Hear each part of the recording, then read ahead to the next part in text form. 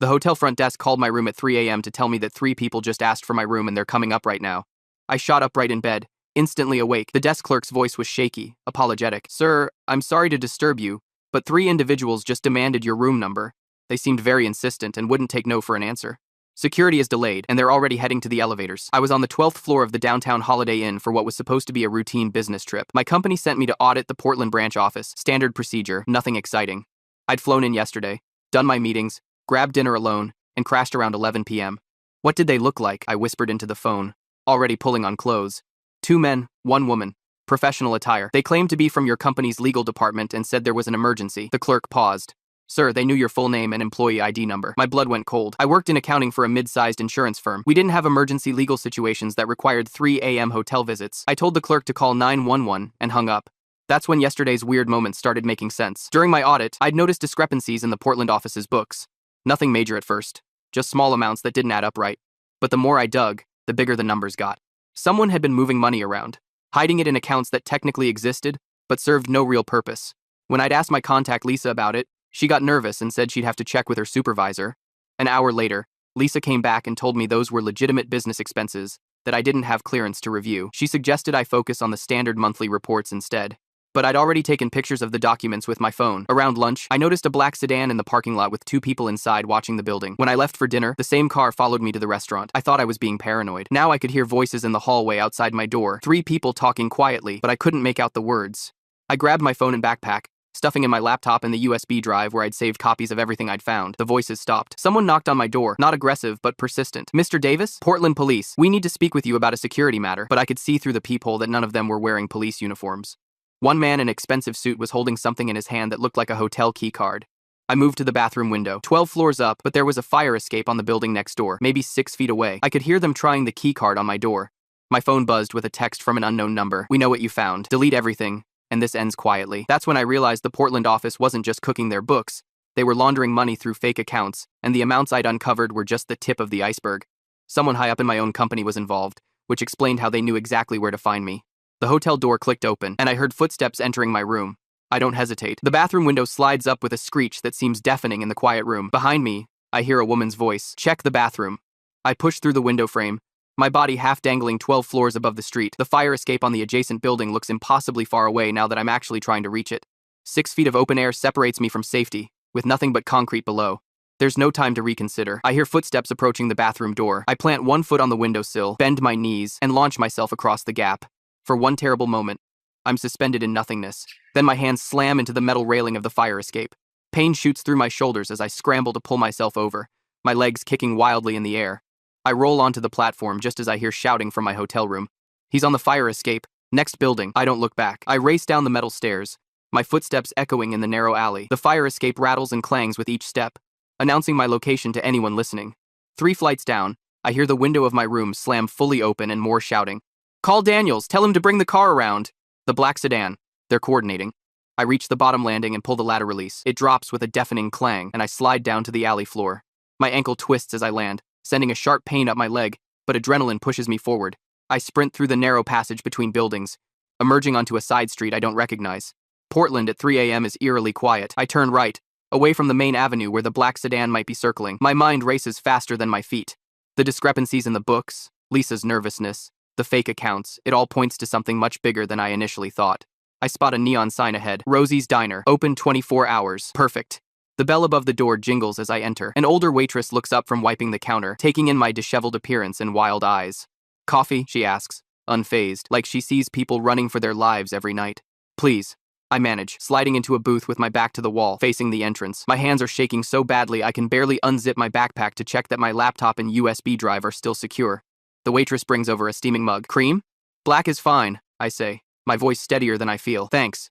As soon as she walks away, I pull out my phone. My fingers hover over 911, but I hesitate. This isn't a simple break-in or assault. This is corporate fraud, possibly at the highest levels of my company. I need someone who understands financial crimes. I search for the Portland Police non-emergency line and call it. After explaining I need to report a potential money laundering operation, I'm transferred twice before reaching the financial crimes unit. Detective Martinez, a gruff voice answers. I take a deep breath and launch into my story. The audit, the discrepancies, the threatening visitors, and my escape. I can hear the skepticism in his silence. So you're saying your own company is laundering money through the Portland branch? He finally asks. Yes, I have documentation, accounts that serve no purpose, money moving in patterns that make no sense for legitimate business. And these people who showed up at your hotel, you're sure they were from your company? They knew my employee ID number. That's internal information. He sighs. Look, Mr. Davis, I supply. Mr. Davis, this sounds serious, but I need to see evidence before I can take action. Can you come to the station in the morning? Say 9 a.m.? I agree. Hanging up as the waitress refills my coffee. Through the window, I see a black sedan cruise slowly past the diner. My heart nearly stops, but it continues down the street without pausing. I pull up my company's website on my phone, then search financial news related to the firm. Nothing obvious jumps out until I modify my search to include investigation and fraud. A small article from 2 years ago mentions a regulatory inquiry into one of our subsidiaries that was quickly dismissed. The subsidiary operated in 3 cities besides Portland. I dig deeper, searching court records and financial filings. Patterns emerge: shell companies, circular transactions, large sums broken into smaller transfers. This isn't just embezzlement, this is systematic money laundering on a massive scale. My phone buzzes with another text from the unknown number. You're making a mistake. This goes higher than you can imagine. I swallow hard and type a response I hope will buy me time. I have everything backed up off-site. If anything happens to me, it all goes public. I hit send, knowing it's partially a bluff. I have the evidence on my laptop and USB drive, but nothing truly off-site yet. The black sedan passes by again. Slower this time. I shrink back in my booth, but the driver's eyes seem to scan the diner's windows methodically. I can't make out the faces inside, but I know they're looking for me. The coffee turns bitter in my mouth as I realize the truth. I'm not just dealing with corporate fraud. I've stumbled onto something people are willing to kill for. And they know exactly who I am and what I've found. I need to survive until morning. I need to get to Detective Martinez with my evidence. And most of all, I need to figure out how high this goes in my own company before whoever is in that black sedan finds me. I arrive at the police station at 8:45 the next morning, exhausted from a night spent moving between 3 different diners, constantly watching for the black sedan. My laptop feels like it weighs 100 pounds, carrying evidence that could get me killed. The Portland Police Central Precinct is busier than I expected, officers moving purposefully through the lobby. I approach the front desk, clutching my backpack.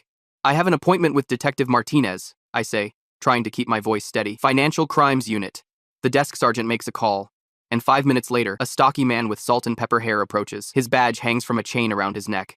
Mr. Davis, he extends his hand. Detective Martinez, follow me. He leads me through a security door into a maze of desks and interview rooms. We settle in a small conference room with blinds that he immediately closes. You look like hell, he observes, pouring coffee from a carafe. Sugar? Black is fine, I say. The same answer I gave the waitress last night. I didn't sleep. Martinez sits across from me. Tell me about these fraudulent accounts.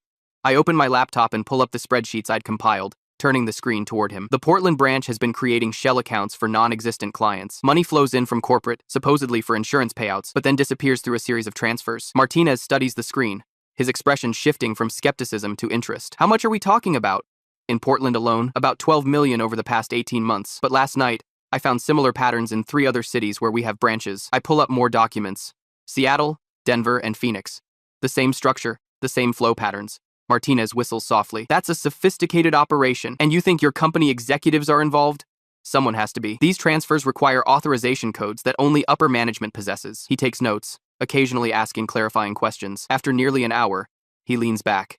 By the way, I sent an officer to your hotel this morning to secure your belongings. His expression darkens. Your room was completely ransacked. Mattress sliced open, bathroom fixtures removed, even the air vents were dismantled.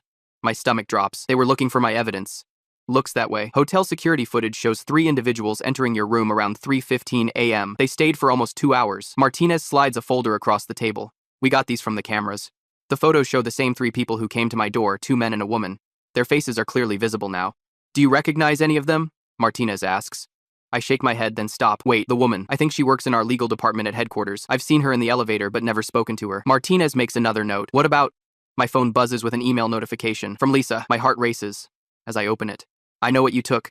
The message reads, they're saying you stole company data to sell to competitors. They've frozen your accounts and filed charges. Whatever you think you found isn't what you think. You need to stop before they stop you permanently. I show Martinez the email. Lisa was my contact at the Portland office. Sounds like they're setting you up, he says grimly. Classic intimidation tactic. What do we do now? I need to get this to the financial crimes team and coordinate with FBI. He stands. You'll need protection until we sort this out. Let me arrange. His phone rings. He answers, listens, then his expression hardens. When? Are you sure? Lock down the building. He hangs up. Black sedan just pulled up outside. 3 occupants. My blood runs cold. How did they find me? Your phone, Martinez says immediately. They could be tracking it. Power it off, now. As I reach for my phone, the building's windows explode inward. The sound of gunfire fills the air, followed by screaming. Martinez shoves me to the floor, drawing his weapon. Stay down, he shouts, moving toward the door. More gunfire. Martinez jerks backward, clutching his shoulder as blood seeps through his fingers. He stumbles against the wall but stays upright. Back exit, he gasps, pointing down a hallway with his good arm. Through the evidence room. Officer Chen will get you out. You're shot. Go, he barks, positioning himself by the door. Take your laptop, I'll hold them here. I grab my backpack and laptop, crouching low as I run down the hallway Martinez indicated. Behind me, I hear Martinez radio for backup, his voice tight with pain. The evidence room is a maze of shelves and locked cabinets. A young officer, presumably Chen, waves me toward a metal door at the back. Detective Martinez sent me. I pant. I know, she says, punching a code into a keypad. There's a patrol car waiting in the alley. The door opens to a narrow concrete stairwell. We descend quickly, the sounds of chaos fading above us. At the bottom, Chen pushes open another door to reveal a small parking area enclosed by brick walls. Get in, she orders, pointing to a patrol car with its engine running. As I slide into the back seat, my mind races. The company knows exactly where I am and what I have. They're willing to shoot up a police station to get to me. This goes higher than I imagined.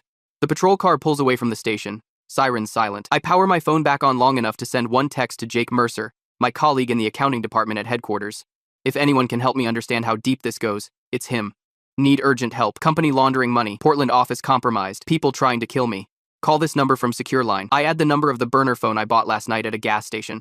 I power off the phone again and remove the battery for good measure. The patrol car turns onto the highway, heading out of downtown Portland. I have no idea where we're going, but I know one thing for certain. My life, as I knew it, is over.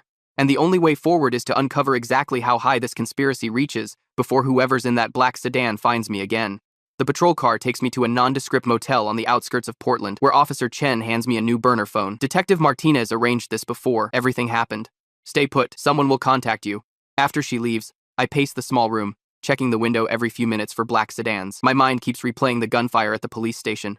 Martinez clutching his bleeding shoulder. I wonder if he's okay. The burner phone rings 3 hours later. Davis?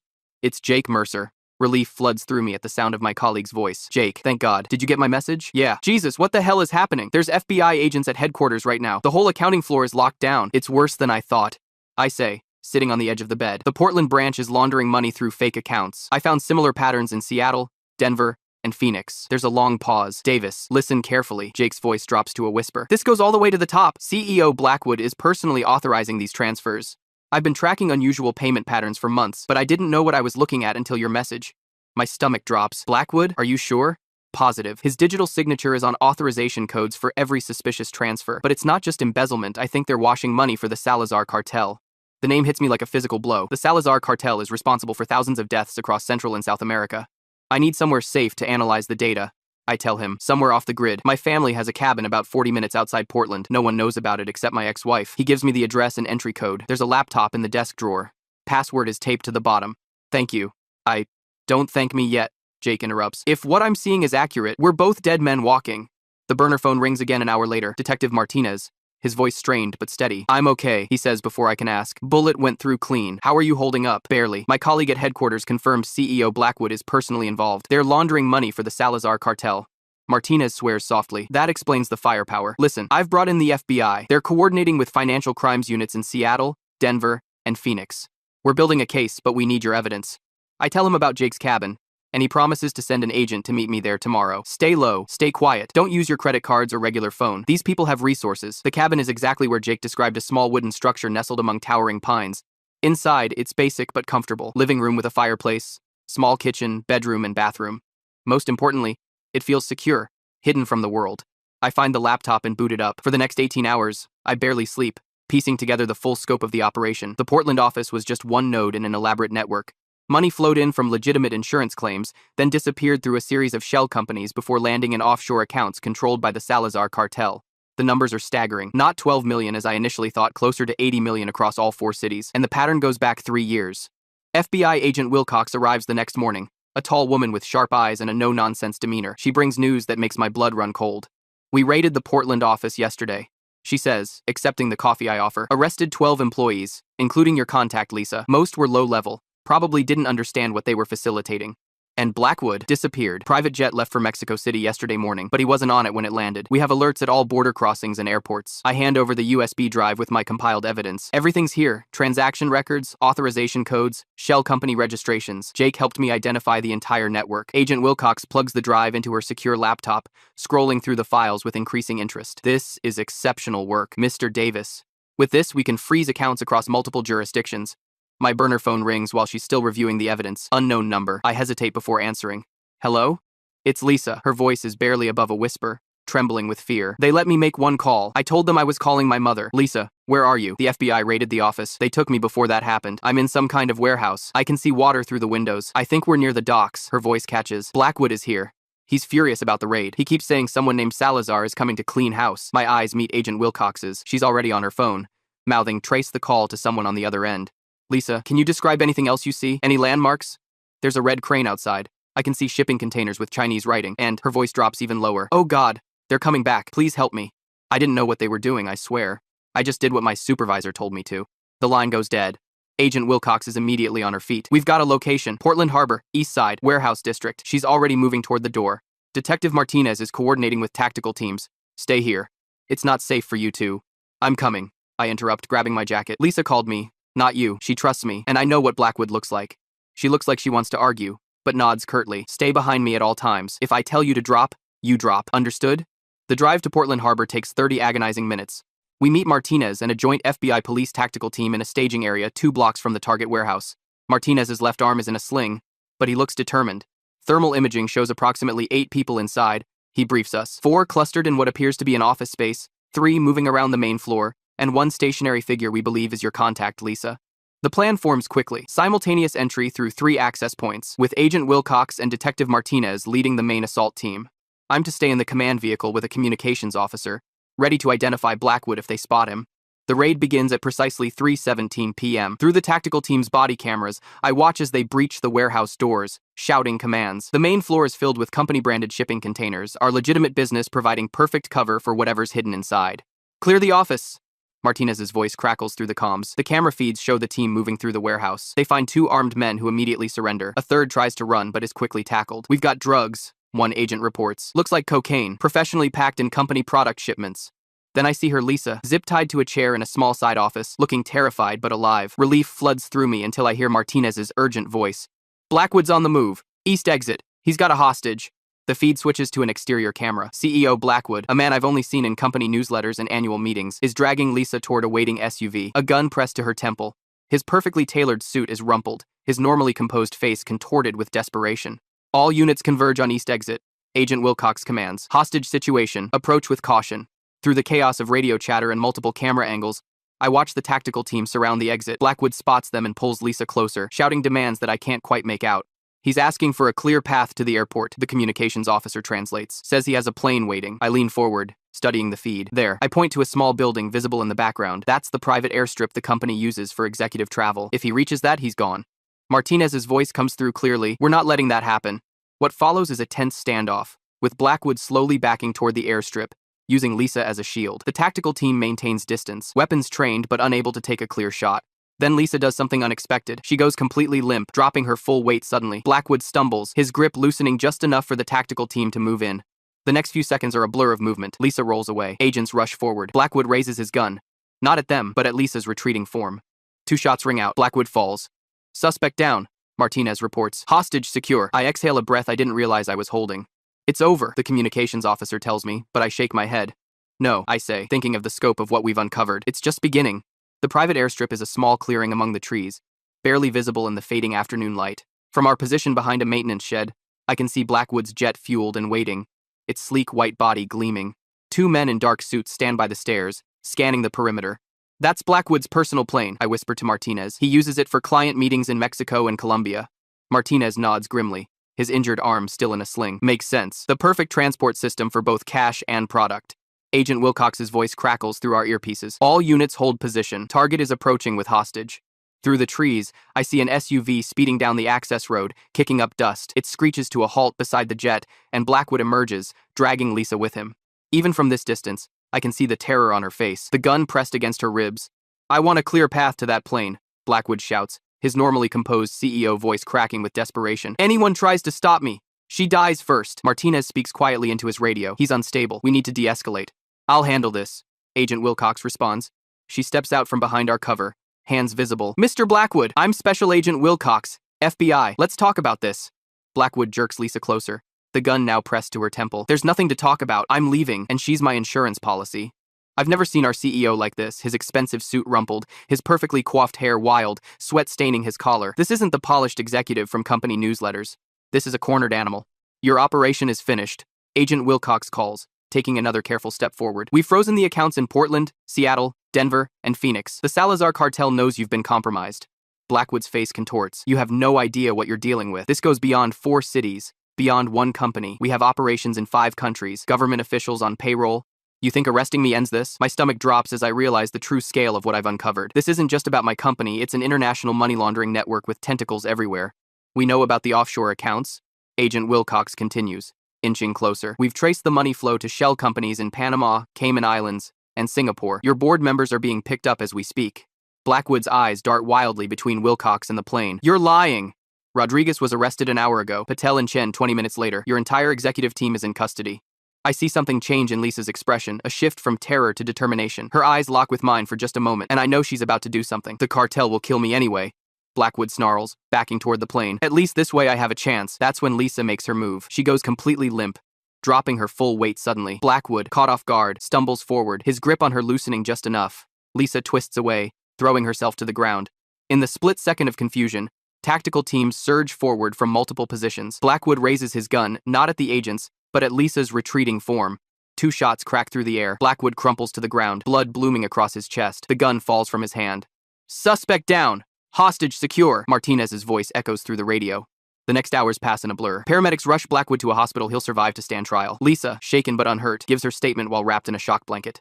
The private jet is searched, revealing another $2 million in cash and a laptop with encrypted files that will take weeks to crack. You did good work here, Agent Wilcox tells me, as we watch the crime scene technicians process the airstrip. Most people would have run when they realized what they were up against. I almost did. I admit, that first night at the Holiday Inn, when I jumped to the fire escape, part of me wanted to just keep running. Martinez joins us, his face tired but satisfied. Well, I'm glad you didn't. This case will take down one of the largest money laundering operations we've seen in years. 3 weeks later, I sit in a wood-paneled courtroom, testifying before a grand jury. I walk them through everything, the discrepancies I found in the Portland branch's books, the mysterious accounts, the money flow patterns that made no sense for legitimate business. And in your professional opinion, Mr. Davis, could these transactions have been simple accounting errors? The prosecutor asks. No, I say firmly. The pattern was too consistent, too deliberate. Money would enter legitimate accounts from insurance claims, then systematically move through a series of shell companies before disappearing offshore. This happened hundreds of times across 4 cities. The grand jury returns indictments against 27 people, including all 6 members of the company's board. The investigation expands to include corrupt officials in 3 countries who facilitated the operation. The Salazar cartel loses a significant portion of their money laundering infrastructure, and I lose my life as I knew it. Witness protection is your best option, Agent Wilcox explains in a small conference room at the FBI field office. The Salazar cartel doesn't forgive people who cost them millions. Even with Blackwood in custody, there are others who will want revenge. I think about my apartment, my friends, my career, everything I'm about to leave behind. Do I have a choice? You always have a choice, she says gently, but I wouldn't recommend trying to go back to your old life. 2 days later, I'm sitting across from a U.S. Marshal who explains my new identity, new name, new background story, new social security number. They've found me a job as an accountant at a small manufacturing firm in a town I've never heard of, 2,000 miles from Portland. You'll need to be vigilant, he tells me, sliding over a folder with my new driver's license and birth certificate. No social media, no contact with anyone from your past. The first year is the hardest. I nod, wondering if that's true, or just something they tell everyone whose life has been erased. Lisa enters witness protection too, relocated to a different state. Before we say goodbye, she hugs me tightly. I'm sorry I got you into this, I tell her. She shakes her head. You saved my life. I was in so deep without even realizing it. They would have killed me eventually. 6 months later, I'm settling into my new existence. My small house in a quiet neighborhood feels almost like home. My coworkers think I moved here after a divorce, a simple explanation for starting over that no one questions. I'm careful, just as they trained me. I vary my routes to work, check for surveillance, keep to myself. The nightmares about the Holiday Inn and the black sedan are less frequent now. Then one morning, I check my secure email, the one only the marshals know about, and find a message from an anonymous sender. The subject line is blank. The body contains just 8 words. They missed one account. The system still exists. I stare at the screen, my coffee growing cold beside me. After everything, the gunfire at the police station, the warehouse raid, Blackwood's arrest, the grand jury testimony, it's not over. I pick up my burner phone to call my marshal contact, then hesitate. What if this goes higher than we thought? What if there are people in the program who can't be trusted? I delete the email and shut down my computer. Outside, the morning sun illuminates my quiet street. Neighbors walking dogs and children waiting for school buses. Normal life continuing all around me.